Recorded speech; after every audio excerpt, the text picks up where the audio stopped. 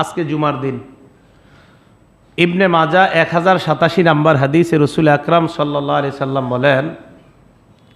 মান গাসসালা ইয়াউমাল জুমআতি, যে ব্যক্তি জুমার দিন গোসল করে, ওয়াগতাসালা ওয়া বাক্কারা ওয়াবতাকারা, গোসল করে তাড়াতাড়ি, সুম্মা মাশা ইলাল মসজিদি, গোসল করে তাড়াতাড়ি মসজিদের দিকে রওনা হয় হেঁটে, ওয়ালাম ইয়ারকাব, বাহনে চড়ে না, ওয়াদানা মিনাল ইমাম, ইমামের কাছাকাছি গিয়ে বসে, ফাস্তামা, ইমাম যা বলে মন দিয়ে শোনে, খুতবা মন দিয়ে শোনে, ওয়ালাম ইয়ালগু, কোনো অনর্থক কথা বলে না,